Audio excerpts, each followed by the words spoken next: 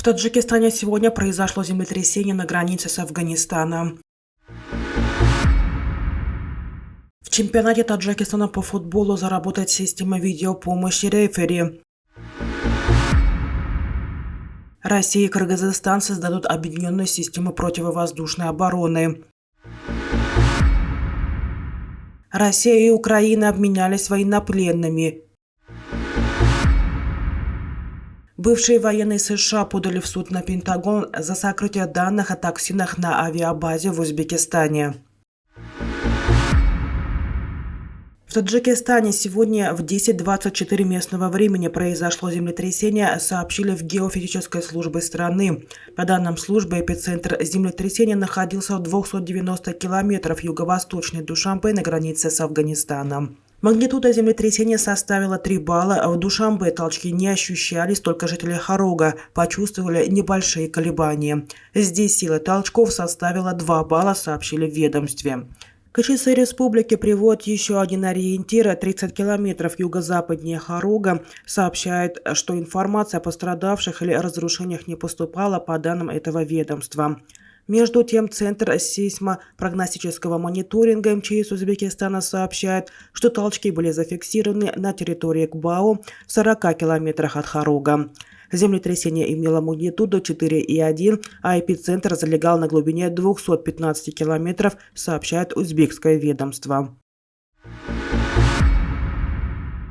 В высшей лиге чемпионата Таджикистана в этом году заработает система видеопомощи рефери, сообщает официальный сайт Федерации футбола республики. Как уточняет пресс-служба Федерации, система видеопомощи рефери собиралась опробовать на матче розыгрыша Суперкубка Таджикистана в мае, но внедрение отложили из-за задержки с поставкой оборудования. Оно прибудет только в начале мая. Поэтому Департамент судейства и инспектирования ФФТ не успеет завершить практическую подготовку судей к использованию системы согласно требованиям ФИФА.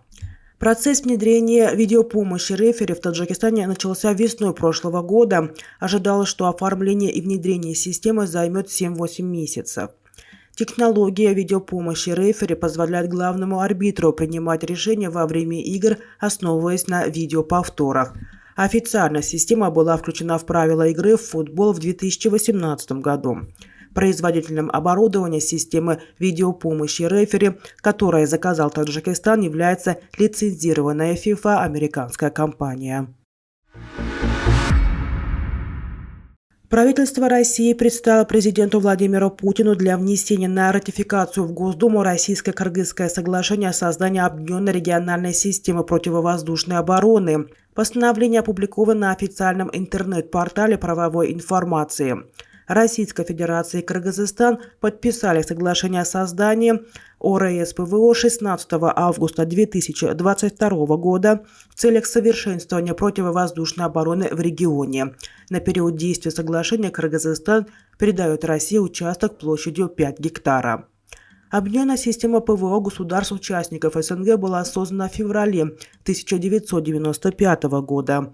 К системе присоединились все страны Содружества, за исключением Азербайджана и Молдовы. К 2022 году активными участниками остались Армения, Белоруссия, Казахстан, Кыргызстан, Россия, Таджикистан и Узбекистан. Минобороны России сообщила, что 10 апреля в результате переговоров возвращены 106 российских военнослужащих, которым в плену грозила смертельная опасность. Кадры их возвращения опубликовал депутат Госдумы Шамсаил Саралиев. Украинская сторона сообщила о возвращении из российского плена 100 военных.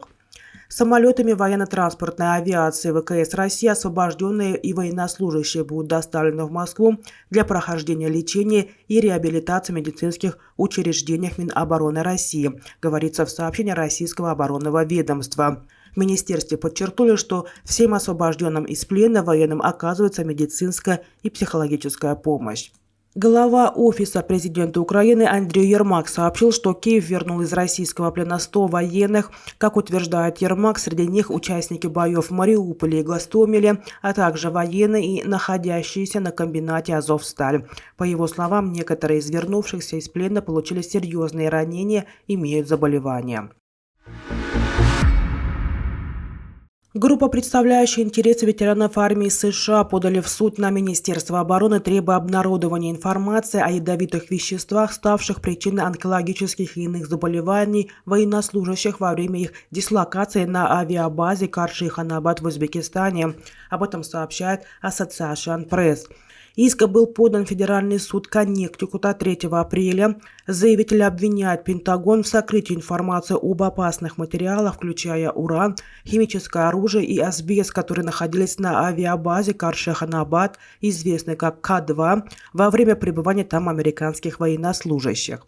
Согласно иску, ядовитые вещества содержались в лужах черной слизи, из-за воздействия которой военнослужащие теряли сознание. На базе служило не менее 15 800 военнослужащих, и заболеваемость и смертность среди них была значительно выше, чем обычно.